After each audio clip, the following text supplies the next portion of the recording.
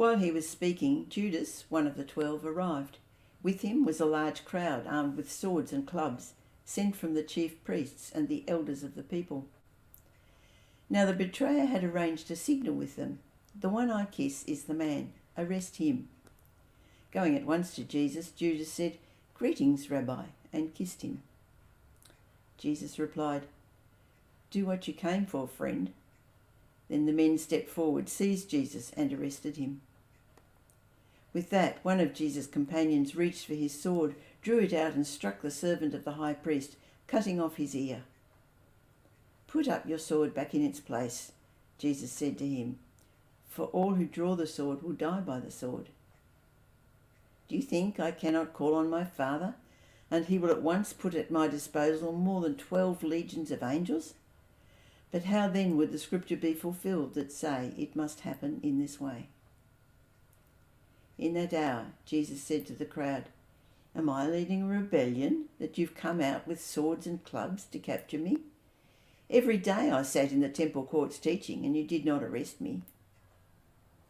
But this has all taken place, that the writings of the prophets might be fulfilled."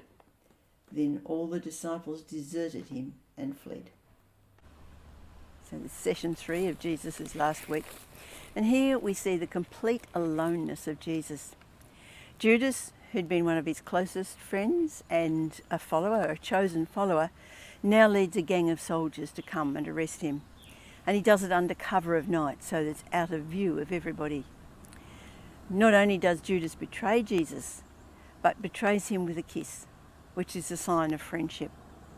That really must have hurt Jesus, being betrayed in that way by a close friend. And it appears that the other followers hadn't learned much either. Peter leaps to Jesus' defence, comes with a sword and cuts off the ear of one of the soldiers. He'd already forgotten that Jesus had told him that he was going to be arrested and he was going to be put to death. And Peter also failed to see how silly his actions were. He should have realised Jesus, if he wanted to, could have called down a whole legion of angels and just blasted all those soldiers off the face of the earth. And so Peter's misunderstanding would have hurt too. Even the guards coming with weapons were coming as if Jesus was a bandit. What an insult. He'd been preaching in the temple every day and they hadn't been game to touch him there.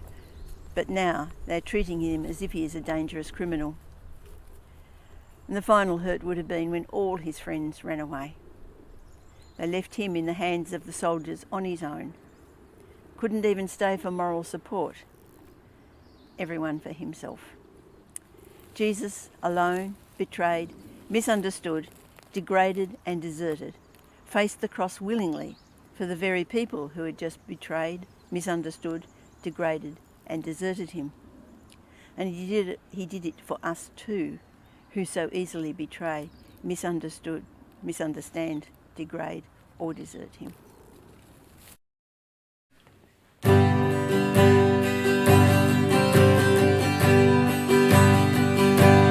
Above all powers, above all things, above all nature and all created things, above all wisdom and all the ways of man, you were there before the world began. Above all